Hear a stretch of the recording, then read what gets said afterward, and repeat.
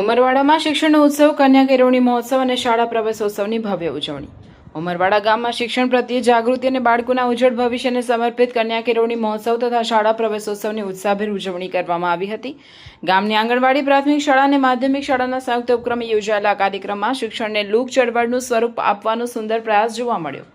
કાર્યક્રમનો પ્રારંભ ભરૂચ જિલ્લા પંચાયતના કારોબારી પ્રમુખ પ્રવીણભાઈ એમ પટેલના હસ્તે દીપ પ્રાગટ્ય સાથે કરવામાં આવ્યો. આ પ્રસંગે ઉમરવાડા ગ્રામ પંચાયતના સરપંચ ઇમ્તિયાઝ માંગરોળ, તાલુકા પંચાયત સભ્ય સુરેખાબેન વસાવા, સામાજિક કાર્યકર જુનેદ પાંચભાયા, બાબુ વકીલ, ઇમરાન દેસાઈ સહિત ગામના આગેવાનો ઉપસ્થિત રહ્યા હતા. શિક્ષકો, વાલીઓ અને ગ્રામજનોની મોટી સંખ્યામાં હાજરીએ કાર્યક્રમને વિશેષ ગૌરવ અપાવ્યું હતું.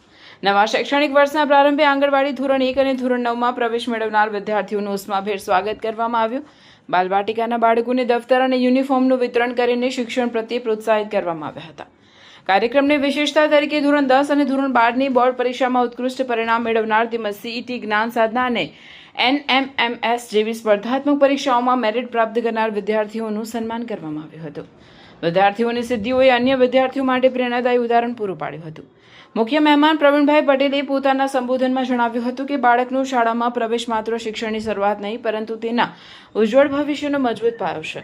તેમણે વાલીઓને બાળકોના સર્વાંગી વિકાસ માટે શિક્ષણ સાથે સતત જોડાયેલા રહેવા અનુરોધ કર્યો હતો. આ પ્રસંગે ટ્રાફિક નિયમોના પાલનની પ્રતિજ્ઞા લેવડાવવામાં આવી તેમજ માધ્યમિક શાળાના વિદ્યાર્થીઓ માટે શરૂ કરાયેલી પરિવહન સેવાને લીલી ઝંડી બતાવી પ્રારંભ કરવામાં આવ્યો હતો.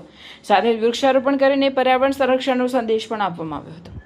રાષ્ટ્રગાન સાથે પૂર્ણ થયેલા આ કાર્યક્રમમાં શિક્ષકો, આંગણવાડી કાર્યકરો, SMDC કમિટી અને ગ્રામજનોએ આપેલા સહયોગથી શિક્ષણ અને સમાજમાં સુમેળનું ઉત્તમ ઉદાહરણ જોવા મળ્યું હતું.